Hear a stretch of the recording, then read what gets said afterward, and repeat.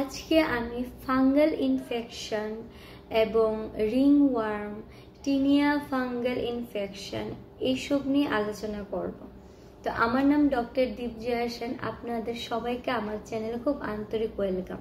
আমি যতগুলি ভিডিও বানিয়েছি আর ভবিষ্যতে যতগুলি ভিডিও বানাবো, এই প্রত্যেকটা ভিডিওর মধ্যে আমার একটি উদ্দেশ্য থাকে, সেটা হয়েছে বিভিন্ন ধরনের সমস্যা কি করে কম ওষুধের মাধ্যমে ঠিক করা যেতে পারে।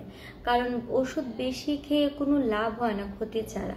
তো কম ওষুধের মাধ্যমে নিজের শরীরের যে ইমিউনিটি পাওয়ারটা স্ট্রং করে, সেটার মাধ্যমে কি করে রোগটা সমাধান করা যেতে পারে, সেদিকে আমি সবসময় নজর দিয়ে থাকি। আর প্রত্যেকটা কেস কিন্তু আমার পার্সোনাল এক্সপিরিয়েন্স আমি আপনাদেরকে শেয়ার করে থাকি, যাতে আপনাদের কিছুটা লাভ হয়। আজকের ভিডিওটা হচ্ছে যে ফাঙ্গাল ইনফেকশন হলে কি ওষুধ নিতে হবে, রিংওয়ার্ম হলে কি ওষুধ নিতে হবে, আর সবগুলির জন্য একটা কম্বিনেশন ওষুধের মাধ্যমে কি করে ঠিক করা যেতে পারে। তো আমি আজকে একটা কম্বিনেশন ওষুধের কথা বলবো, সেটা আপনারা নিজেদের বানাতে হবে।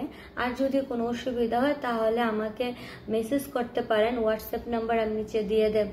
সেই নাম্বারে আপনারা অনলি ফর মেসেজ, শুধু মেসেজ করতে পারবেন।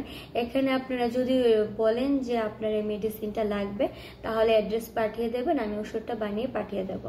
এটা আমি আমার ক্লিনিকে অনেক পেশেন্টকে দিয়েছি, খুব দারুণ কাজ করেছে।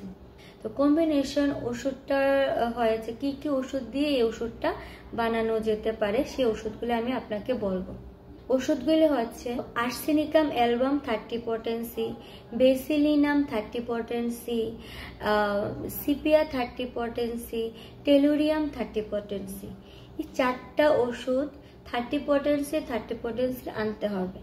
এনে 100 ml এর একটা কাচের বোতল সঙ্গে, যাতে এটাতে ড্রপার থাকে, বা প্লাস্টিকের বোতল এনে এটার মধ্যে সে চারটা ওষুধ আপনারা প্রত্যেকটা ওষুধ 10 ml বা 20 ml করে মিশাবেন।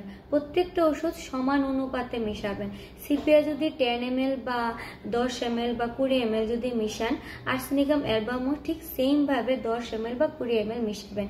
এইভাবে চারটা ওষুধ সমান অনুপাতে মিশাবেন, মিশিয়ে রেখে দেবেন।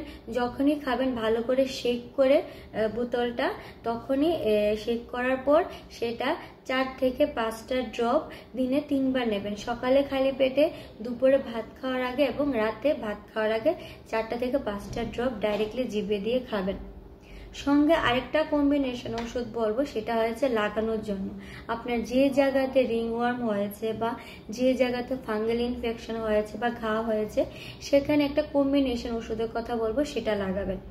সেটা এই ওষুধটা কি করে বানাবেন, সেম ভাবে একটা কাচের 100 ml এর একটা বোতল নেবেন, সেটার মধ্যে 10 ml বা 10 ml করে করে মিশাতে হবে। ওষুধগুলি হয়েছে azadirachta mother tincture, echinacea mother tincture, এরপরে berberis aquifolium mother tincture, sulphur mother tincture.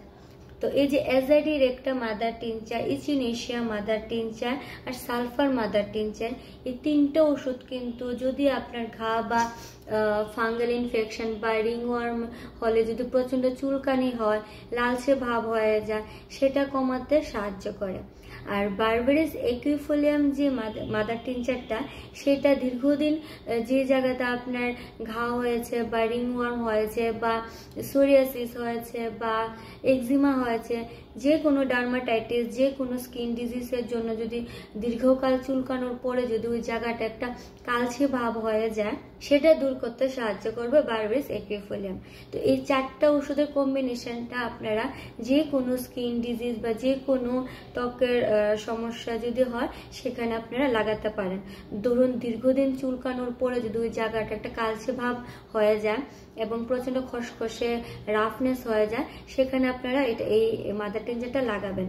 Simply হাতে নিয়ে লাগাতে পারেন। আর যদি প্রচন্ড খসখসে থাকে, তাহলে এটার মধ্যে এই মাদার টিনচারটা অল্প একটু হাতে নিয়ে সেখানে একটু নারকেল তেল মিশিয়েও লাগাতে পারেন, বা গ্লিসারিন একটু মিশিয়ে লাগাতে পারেন। তাহলে ওই স্কিনের যে অনেকদিন চুলকানোর পরে যখন কালচে ভাব হয়ে যায়, খসখসে হয়ে যায়, সেটা আস্তে আস্তে সফট এবং কোমল হতে সাহায্য করবে আর কালচে ভাবটা দূর করবে। বারবার মরিচ, একুইফুলিয়া, মাদার টিনচারটা, আর বাকি 3টে ওষুধ আপনার চুলকানি এবং লালচে ভাব হওয়া আর ঘা বা রিংওয়ার্মের সমস্যাটা কমাতে সাহায্য করবে।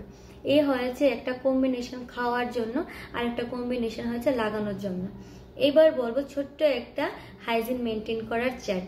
তো আপনার যদি ঘা বা এইরকম রিংওয়ার্মের সমস্যা থাকে, সবসময় মনে করবেন আপনার যে বেডশিট, আপনি যে বিছানাতে ঘুমাচ্ছেন, এই বেডশিটটা সপ্তাহে 2বার বা সপ্তাহে 1বার চেঞ্জ করবেন। আর সবসময় আপনার জামা কাপড় এবং ইনারওয়্যার, যত পার্সোনাল প্রাইভেট ড্রেসগুলি থাকে, সেগুলি সবসময় গরম জল আর ডেটল দিয়ে ভালো করে ধুবেন।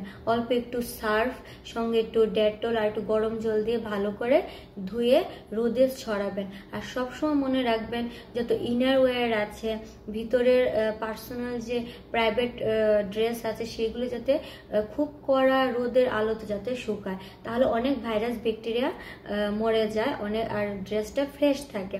কারণ রিংওয়ার্ম কিন্তু ড্রেস থেকে হতে পারে। আপনি ধরুন কোনো আপনার বন্ধুর আছে, তো ওনার বিছানাতে বসেছেন বা ওনার ড্রেস আপনি পরেছেন, ওনার যদি রিংওয়ার্ম থাকে তাহলে সেটা আপনার মধ্যে হতে পারে।